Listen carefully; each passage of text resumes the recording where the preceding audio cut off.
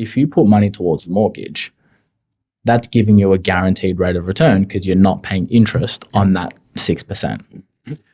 Now, in order for you to outweigh that in an investment, you'd need to not just beat 6%, but you'd need to beat 6% plus the tax that's also associated with it as well. So you're probably talking about close to a 9% rate of return.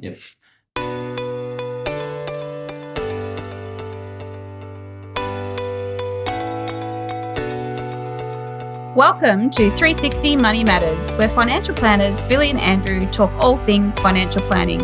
This podcast aims to increase your knowledge and confidence with all things money.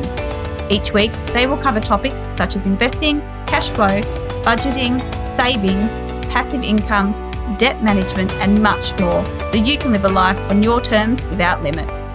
Hello and welcome back to another episode of the 360 Money Matters podcast. I'm Billy and I'm joined by my co-host, Andrew.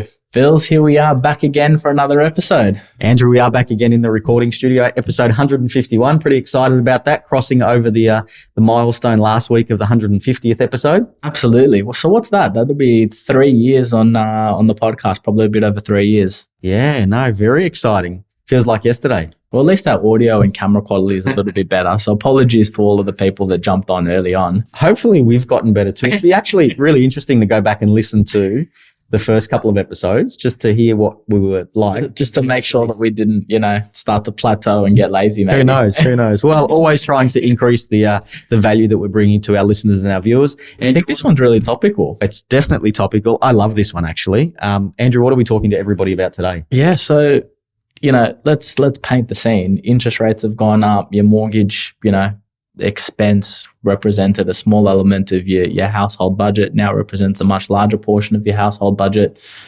And so now you're faced with a conundrum, because before 2% interest rates, paying down debt, who's got time for that? Now 6.5% on your mortgage, maybe. What do? Do I actually pay down my mortgage or do I invest? Plus investment markets are at an all-time high at the moment as well too. Yeah, you consider that you can put money towards, and we'll touch on this point, but you get a guaranteed rate of return by putting money towards paying down your debt. Yep. That's a relatively high interest rate versus I put money into the market and maybe it's going to be higher, maybe it's going to be lower. Who knows? So what do you do? Yeah, look, I think the most important thing to stipulate with this is there's no right answer for...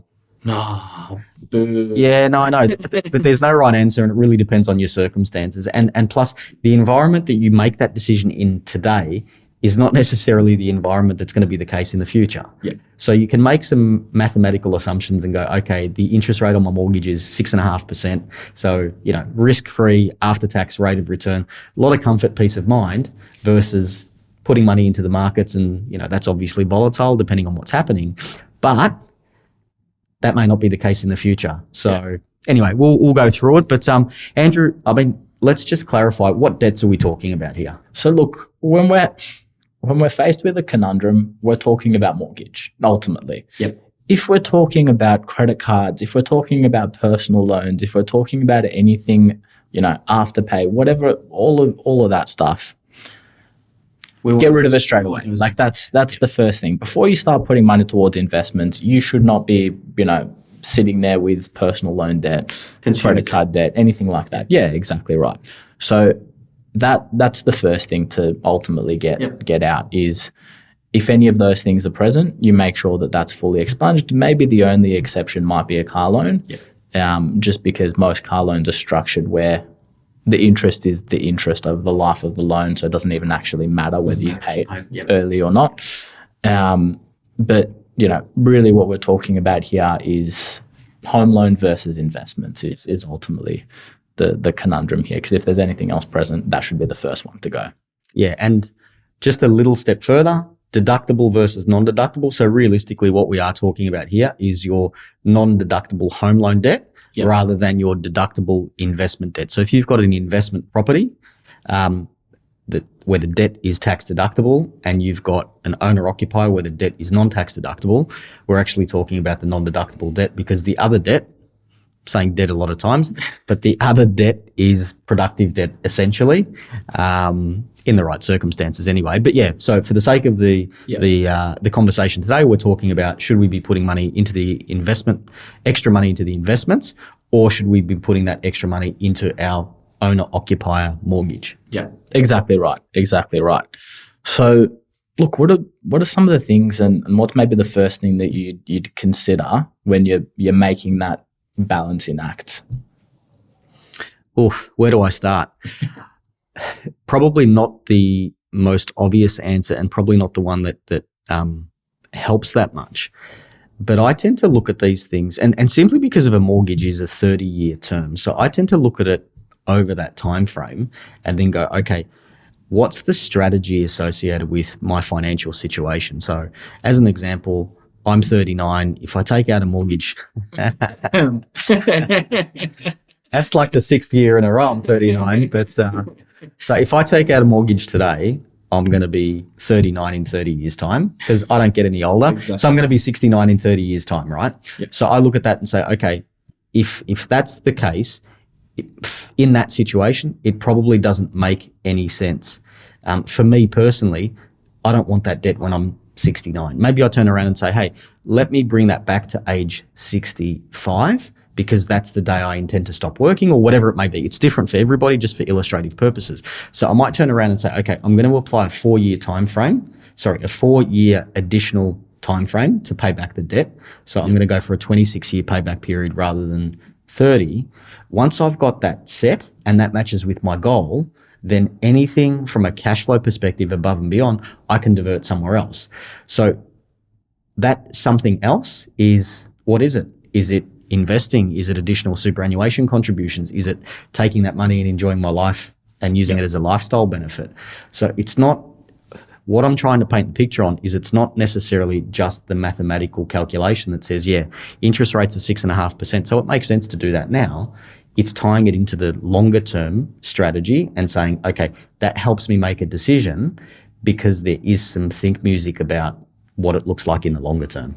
Yeah. So exactly what you're referring to, which is, have a time frame that you want to expunge the mortgage, and, maybe part of your strategy is, and, as humans, we sometimes like to think binary. So we like to think, debt repayments or investment, when in reality, it's not, 100% or 0%. It's, somewhere in the middle. Usually a combination of both, yeah. And so one of the considerations that you might look at is, if my retirement time frame is age 65, as you mentioned, let's figure out what additional repayment I need to make to the mortgage to bring my mortgage expunged by 65, and then any additional funds above and beyond that goes towards investment. Mm-hmm. Or maybe your retirement time frame is 60, and then it's okay, well, everything that's going to go towards paying, or the additional repayments towards paying off the mortgage by the age of 60, and then having some surplus funds for investments thereafter. That's another way to think about it. So yeah, love that one. Yeah, no, it's definitely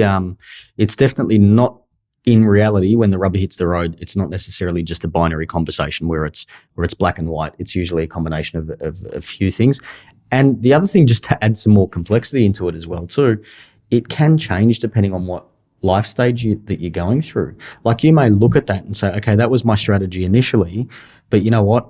Earnings have gone up. The kids are off my hands now. I'm going to bring it back from age 65 to 60. So that then changes my strategy, or whatever it may be. Or it could be that your investment that you're contributing to may not necessarily be for you. It could be for the future benefit of your children. So say you want to pay for university fees or whatever it may be. If you're not on track with that because investment markets haven't performed, or you missed the calculation and didn't do it correctly, or university fees have increased, you may look at it and go, okay, I need to put in more because it matches with that goal that I stipulated, and I'm not on track to achieve that. Yeah. Or you could look at the home loan one, same thing. Interest rates have gone up, or we took out some money to do a renovation or whatever it may be.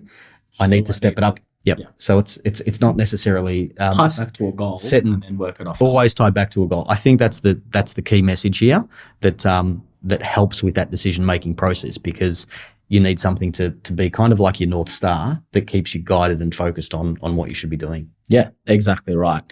And I mean, look, when you look at things simply mathematically, it can cause issues in that, okay, your mortgage is at the moment, let's say you've got a 6% interest rate on your mortgage or your owner occupied mortgage.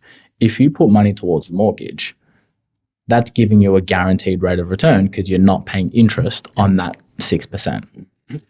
Now, in order for you to outweigh that in an investment, you'd need to not just beat 6%, but you'd need to beat 6% plus the tax that's also associated with it as well. So you're probably talking about close to a 9% rate of return.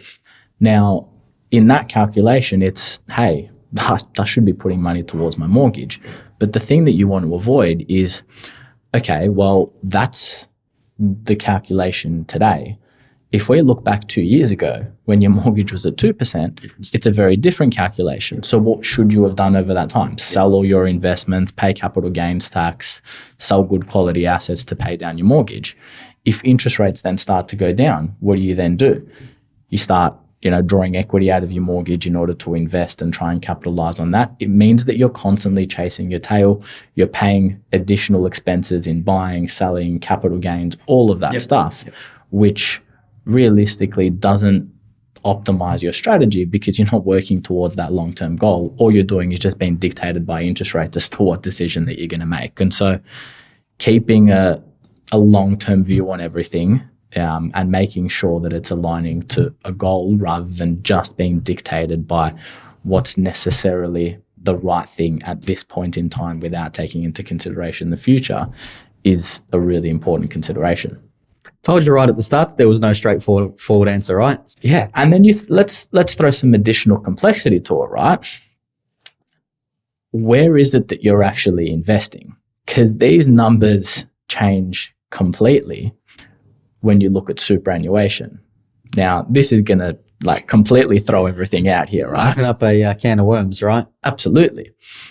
Let's say you're putting money towards superannuation and you're doing it as a tax-deductible contribution into super. Okay, well, now all of a sudden, you're not just taking money to invest. You're taking money to invest, and any dollar that you invest, you're getting a tax deduction on, right? Because it's a tax-deductible contribution. There's some contribution tax into super, so you've got to take into account the tax that goes in as well. The investments are generating or are paying tax at a 15% rate of return in terms of income and capital gains. But once you turn 60, that capital gains can turn to zero if you're no longer working or if you're over 65. So once you start to throw, okay, maybe the strategy is additional super contributions into the mix and you're getting a tax deduction by putting money in and, it's concessionally taxed on all of the growth as well, it could be a completely different scenario and where otherwise your rate of return needed to be higher than your mortgage, it might not necessarily need to be higher than your mortgage in order to be able to outweigh it. And so I think that the important consideration with that is maybe that's your strategy and maybe some additional super contributions is, an investment decision rather than a tax or rather than a debt repayment decision.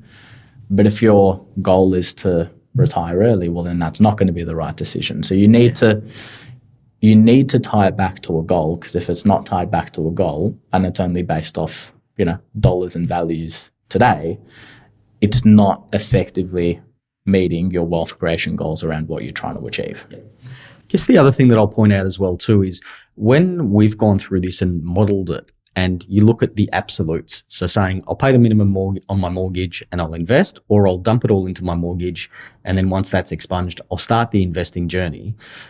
When we usually look at that, that's usually the wrong way to go. And as in putting all of the money into the mortgage and then starting the investment process.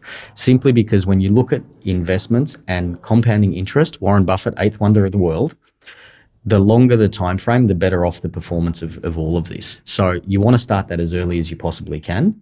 Yeah. And I think from a psychological perspective as well too, I really like this. And I think this is a really good lead into maybe some debt recycling where you can do both, but you have another asset growing alongside your, let's call it your owner-occupier, your family home, and you're starting that earlier.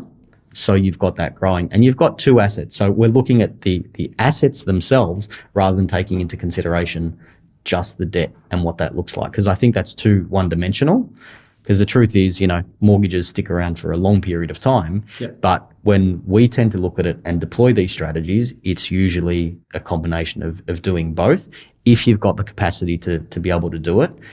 Simply because you don't know what the future is going to hold in terms of market rates of return, in terms of interest rates and what that looks like. And doing both is kind of like a bit of a really safe, in my experience and my opinion, it's a really safe bet to be able to kind of hedge your position, because you don't want to look back in 10 years' time going, geez, I wish I started that because I've missed out on 10 years worth of compounding interest and growth. Exactly right. There's no 0 or 100%. It's find your balance, and whether it's at 20% investment and 80% mortgage, or whether it's at 50-50 or vice versa the other way around, find your balance, and then exactly building on sort of what you were talking about, maybe consider, hey, a debt recycling strategy.